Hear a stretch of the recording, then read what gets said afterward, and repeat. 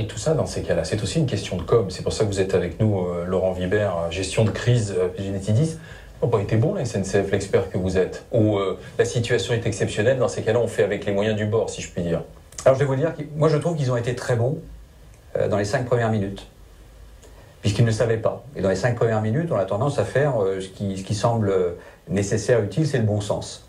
Là où ça a été moins bon, mais je dirais que quelque part, il faut étudier le dispositif dans son ensemble. C'est pas facile à gérer une gare.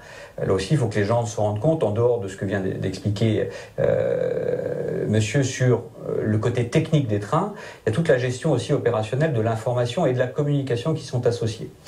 On est dans une vacance, puisqu'on est aussi dans une vacance visiblement de cadre à la SNCF. Il y a des permanences, bien évidemment, mais vous êtes fin juillet, début août, le chassé-croisé.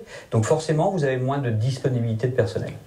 Vous avez une exigence accrue, c'est de donner aussi aux clients, aux passagers, aux usagers, le maximum d'informations, de services. Ah, parce que l'usager, c'est le service public, là. C'est le service public. Que tout le monde paye, la SNCF. Alors, c'est pour ça que je voudrais dédouaner, et je n'ai aucun intérêt à le faire à titre personnel, la SNCF, mais je pense aussi qu'il y a eu une vacance de l'appareil, j'allais dire, global, même au niveau des institutions.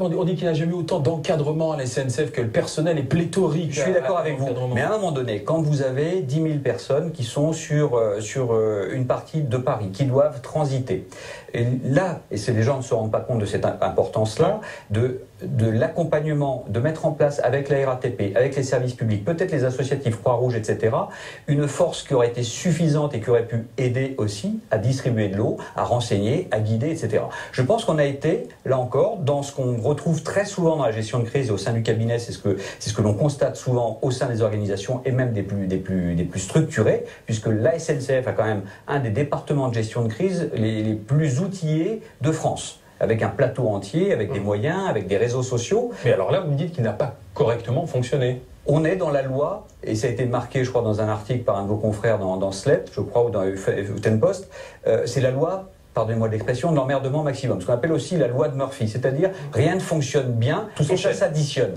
ça s'enchaîne. Donc je pense que là où il y aurait eu une nécessité, et il y a des points de progrès, c'est au moins la cohérence dans l'information.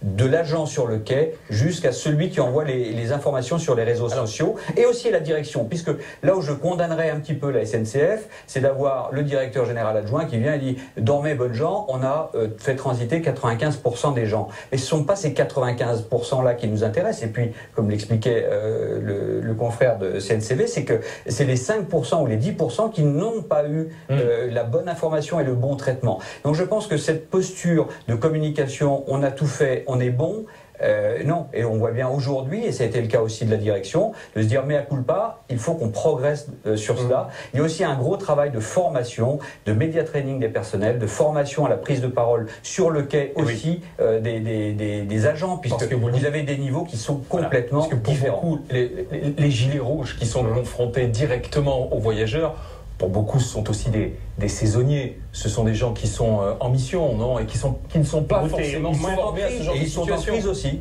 Alors, il y a des saisonniers. Moi, j'étais en gare Montparnasse une partie du week-end avec les équipes et j'ai retrouvé beaucoup de collègues cadres qui s'étaient mobilisés, qui avaient pris leur gilet rouge et qui, comme moi, renseignaient les clients autant que nous. Alors ça, ce sont les task force, et ça c'est bien. Une entreprise va le faire. Air France l'a fait sur le Rio-Paris quand il y a eu le crash. Vous avez plusieurs centaines, plusieurs milliers de personnels. EDF l'a fait dans les années 99, vous vous souvenez, la tempête. Cette force vive, on l'a. Mais on a besoin aussi d'une gestion opérationnelle sur le terrain. Il y a plusieurs niveaux. Il y a la gestion opérationnelle, trouver la panne, réparer. Il y a la gestion opérationnelle, faire venir, repartir des trains, gérer les effectifs. Il y a l'information à la population et aux usagers. Il y a aussi la communication, marketing. Et là, la SNCF et même l'État, j'allais dire que la ministre en charge n'est intervenue que ce matin. Trop tard. Mais tant qu'à faire, enfin attendez, on va pas. Il vaut mieux que le ministre attende. Non mais il vaut mieux que le ministre attende un tout petit peu. On en a eu qui ont beaucoup parlé ces derniers mois ou ces dernières semaines sans avoir les informations. Il vaut mieux attendre qu'il ait suffisamment de billes, passez-moi l'expression. Je suis d'accord.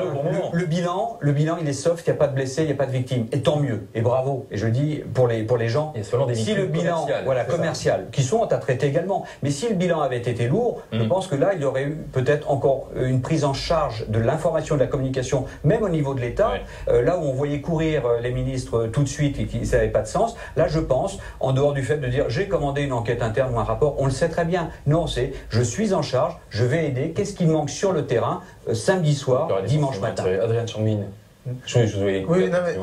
Si vous ne faites pas cet effort exceptionnel. Ce que je veux dire, c'est ce qui est important, c'est qu'il y a le cadre contractuel. C'est pour ça que la gestion de crise est très complexe d'une manière globale. C'est que prendre sa décision de dire on rembourse tout, je pense qu'il y a le directeur financier, le DAF de la SNCF, qui doit faire des bons, puisque lui, il doit s'appuyer sur si c'est contractuel, on rembourse ou pas. Après, il y a des jurisprudences, on le sait. Il y a chaque cas qui doit être étudié, donc ça va être du long terme.